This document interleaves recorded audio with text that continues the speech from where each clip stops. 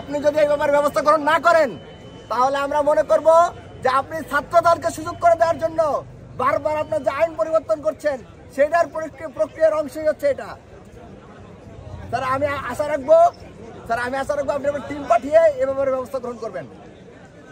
প্রিয় সাংবাদিক বন্ধুগণ, আপনারা দেখেছেন যে প্রতিটি কেন্দ্রের পাশে বুথ বসিয়ে লিফলেট বিতরণ করে ভোট চাওয়া হচ্ছে।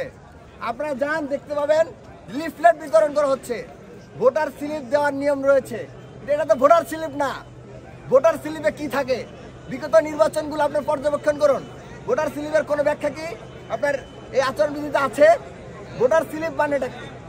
ভোটার স্লিপ মানে হচ্ছে ভোটারের ইনফরমেশন থাকবে, ভোটারের কোন বুথে ভোট দিতে হবে, কোন রুমে তার ভোট, বা হচ্ছে তার ভোটার নাম্বার কত, এগুলো খুঁজে বের করে দেওয়ার নাম হচ্ছে ভোটার স্লিপ।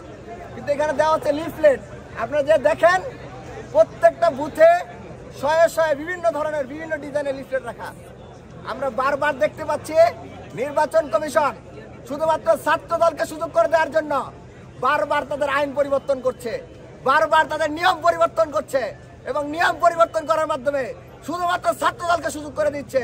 যদি শুধুমাত্র নির্বাচন হয়ে থাকে ছাত্র দলকে সুযোগ করে দেওয়ার, তাহলে শিক্ষার্থীরা বাধ্য হবে এই বিষয়ে পরবর্তী তাদের সিদ্ধান্ত জানানোর জন্য, অবস্থান জানানোর জন্য। আপনাদের বুথে আহ্বান জানাবো, আপনারা বুথগুলো দেখুন, প্রত্যেকটা বুথে লিফলেট রাখা। বুথগুলো দেখুন আপনারা। আর কারো বুথ আছে?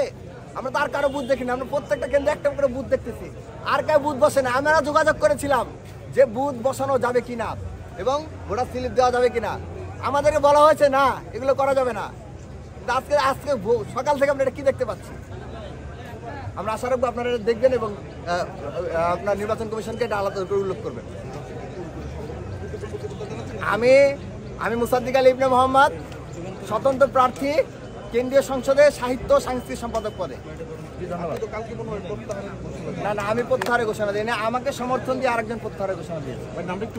আমার নাম মুসাদ্দিক আলী ইবনে মোহাম্মদ, আমি কেন্দ্রীয় সংসদের সাহিত্য সাংস্কৃতিক সম্পাদক পদে প্রার্থী। এখন কি চাচ্ছেন আপনারা?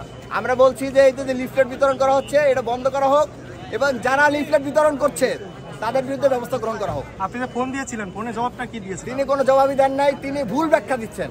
তিনি বলতেছেন যে এটা নাকি ভোটার স্লিপ। উনি তো আসেই নাই, উনি কেমনে বুঝে এটা ভোটার স্লিপ?